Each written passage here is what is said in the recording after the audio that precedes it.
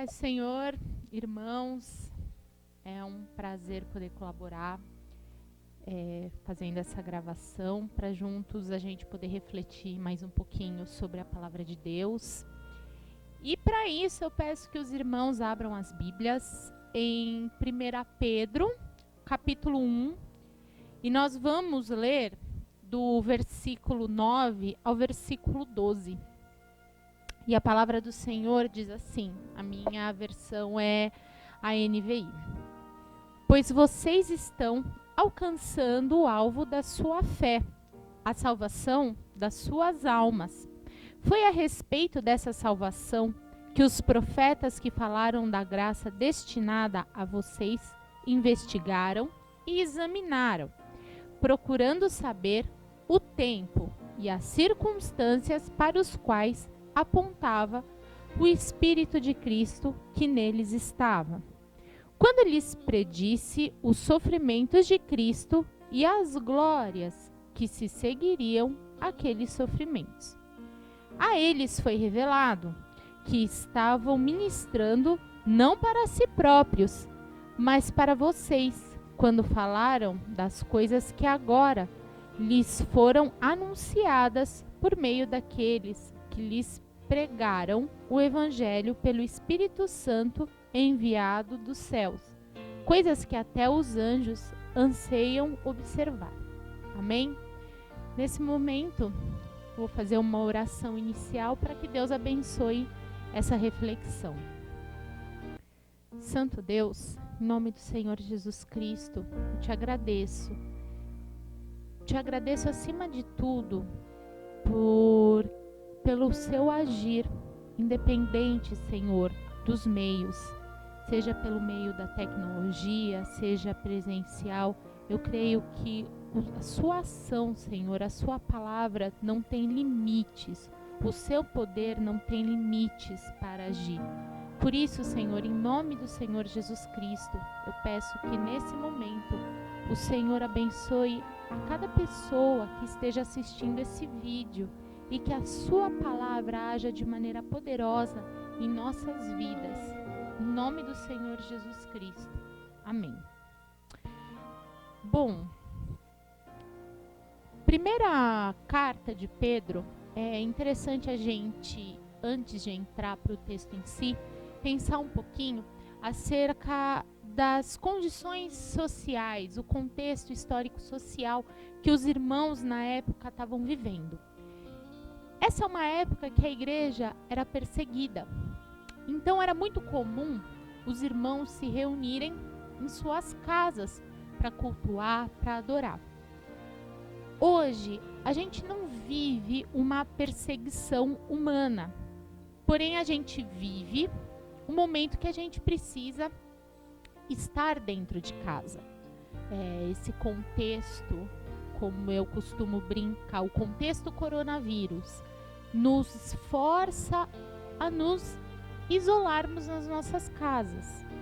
Mas o interessante é que, independente das perseguições que aqueles irmãos viviam, eles não viam um limitador para se pregar o Evangelho. E esse é o primeiro ponto que eu gostaria de refletir, que eu gostaria de trazer. Independente desse momento de pandemia que a gente está vivendo, nós não podemos deixar de anunciar o Evangelho de Cristo Jesus, porque é com esperança nesse Jesus Cristo que a gente vai conseguir viver esse momento tão adverso que a sociedade, não só brasileira, mas a sociedade de modo mundial está vivendo. Um momento de medo, um momento bem estranho, em que as pessoas estão tendo que se fechar. Para nós brasileiros é muito difícil se readaptar a uma realidade de não se abraçar. E é olhando para esse Evangelho, é olhando para esse Cristo que a gente vai conseguir vencer esse momento. Uma vantagem que nós temos, se a gente for comparar com esses irmãos desse período, é que nós temos a tecnologia. Naquela época, a comunicação era muito mais difícil no sentido de demorada.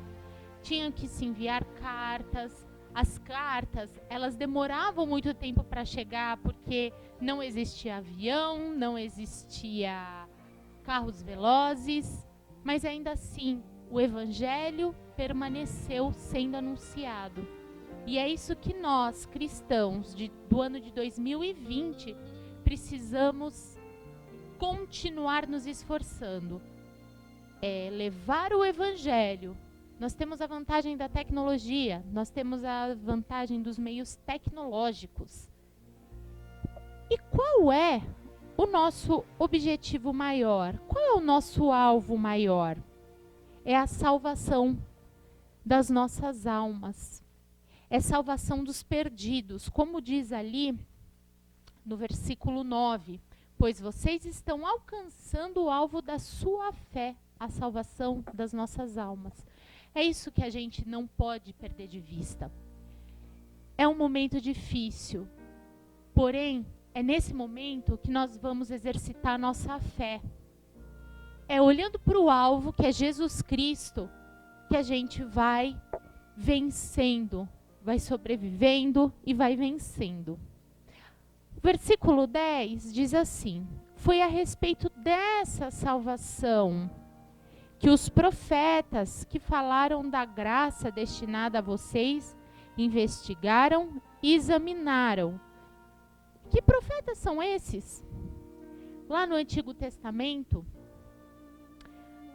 os profetas já anunciavam que um dia chegariam boas novas. E hoje nós conhecemos que boas novas são essas. É as boas novas da certeza que não importa o que aconteça, nós temos Jesus Cristo ao nosso lado. E assim como os profetas investigaram e examinaram, é assim nesse período de isolamento que a gente tem que fazer também.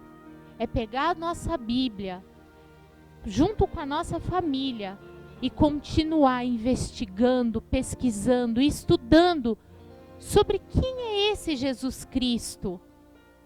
Quem é esse Senhor e Salvador que nos ajuda nos momentos mais difíceis, que mesmo nos tempos de adversidade está ali com a gente, garantindo que não nos abandona, independentemente se os telejornais dão a entender que está tudo perdido. Jesus Cristo garante, não tem nada perdido. Jesus Cristo garante, eu sou com vocês. É isso que a gente tem que fazer, continuar estudando sobre quem é esse Jesus, procurando saber o tempo e as circunstâncias para as quais apontava o Espírito de Cristo que neles estava, quando lhes predisse os sofrimentos de Cristo e as glórias que se seguiriam àqueles sofrimentos. Jesus Cristo, Filho de Deus, ele não foi poupado de sofrimento. E o maior dos sofrimentos, quem sofreu foi ele. Nós estamos vivendo épocas difíceis, mas nada supera o sofrimento de Jesus Cristo lá na cruz. Nada supera a dor que Jesus Cristo sofreu no Calvário. Mas ele foi glorificado. No terceiro dia, ele foi ressuscitado.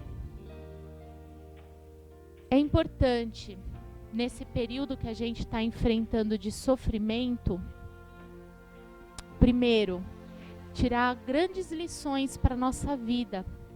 Não é tempo da gente reclamar. Não é tempo para a gente se envolver em neuroses, como está acontecendo. Se a gente for parar para prestar atenção, muitas pessoas estão ficando neuróticas. É tempo da gente se informar? Sim. Mas acima de tudo, é tempo da gente olhar para o sacrifício de Jesus e lembrar do que ele fez por nós lá no Calvário. O sacrifício de Jesus trouxe vida a nós. e vida em abundância. Não é pouca vida não, é muita vida. Porque através do sacrifício de Jesus, hoje a gente tem a certeza que um dia nós teremos a vida eterna. Então, a gente precisa ter, nós cristãos, a convicção que essa diversidade que nós estamos enfrentando hoje não é para nos destruir, mas é para a gente aprender alguma coisa. É tempo de parar. É tempo de deixar as correrias um pouco de lado e se voltar para a palavra de Deus e aprender o que Deus quer de mim. O que Deus quer de você? Por que Deus está permitindo tudo isso? Talvez o nosso secularismo nos atrapalhe muito a gente se achegar a Deus. A gente se envolve tanto nas correrias que só lembra de Deus de sábado e de domingo, que é dia de culto. Só que agora a gente não tem essa desculpa, porque a gente está enfrentando isolamento. É tempo da gente se lembrar que Deus, Ele é o nosso Deus de segunda, terça, quarta, quinta, sexta, sábado e domingo, 24 horas.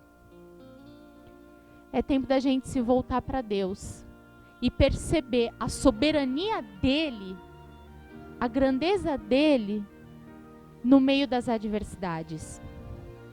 Versículo 12. A eles foi revelado que estavam ministrando não para si próprios, mas para vocês, quando falaram das coisas que agora lhes foram anunciadas por meio daqueles que lhes pregavam o Evangelho pelo Espírito Santo enviado dos céus, coisas que até os anjos anseiam observar. É tempo de pregar o Evangelho. É tempo de mostrar para as pessoas, pelos meios tecnológicos, é meio de mostrar para as pessoas que há esperança, que a nossa esperança vive e que nós não seremos destruídos, mas que Deus está nos dando a oportunidade de sermos refinados. Vamos refletir sobre a maneira que a gente tem vivido o nosso cristianismo. Vamos refletir se de fato nós temos tanta fé do jeito que a gente fala ter. É muito fácil falar que tem fé, que acredita em Jesus quando está tudo tranquilo, quando a gente tem a liberdade de sair de casa sem medo de pegar um vírus que a gente não sabe o que pode fazer com a gente. Mas se alegar que tem fé quando pisar para fora de casa caracteriza um perigo? É tempo da gente praticar essa fé. É tempo da gente anunciar a nossa fé para aqueles que estão frágeis. Bom, vamos pensar nisso. Vamos meditar sobre essas questões. E nesse momento eu gostaria de fazer uma oração para a gente encerrar essa reflexão. Orar pelas famílias, orar por cada um de nós, porque não é fácil. Eu sei que não é fácil se perceber preso dentro de casa e às vezes a gente liga a TV para ter informação e as notícias parecem ser muito mais desanimadoras do que animadoras. Então vamos orar para que esse Jesus que a carta de 1 Pedro fala venha habitar nos nossos lares. E por mais que a gente não possa sentir o abraço de um amigo nesse momento, que a gente sinta o abraço de Jesus Cristo, que a gente sinta o abraço do Espírito Santo, para que Jesus venha nos proteger de toda depressão, de toda síndrome do pânico, porque não é isso que Jesus quer. Jesus tem que ser anunciado e glorificado com muita alegria e com muita certeza que Ele é Rei. Então, nesse momento, eu orarei. Junta aí com a sua família, da onde você estiver, para a gente fazer uma oração. Senhor Deus, em nome do Senhor Jesus Cristo, eu te agradeço, Pai, porque a sua palavra continua sendo pregada, a sua palavra continua sendo ministrada. Pai, os momentos são difíceis, pessoas estão assustadas, com medo, mas, Senhor, maior que uma pandemia é o seu nome, é o seu poder. Maior, Senhor, que uma depressão, que uma síndrome do pânico, é o Senhor. Deus, em nome do Senhor Jesus Cristo, eu peço que o Espírito Santo, o mesmo Espírito Santo que esteve com os profetas, encorajando-os a pregar que um dia o Messias viria, esse mesmo Espírito Santo continue agindo nas nossas vidas, Pai, dando-nos a certeza que Jesus Cristo vive, que Jesus Cristo está no controle, dando a certeza, Senhor, que Jesus Cristo está cuidando das nossas famílias, dos nossos entes queridos, Pai. Em nome do Senhor Jesus Cristo, que o seu Espírito Santo continue motivando os seus filhos a pregarem o Evangelho e levar esperança para outras pessoas que se encontram com medo, que se encontram inseguras.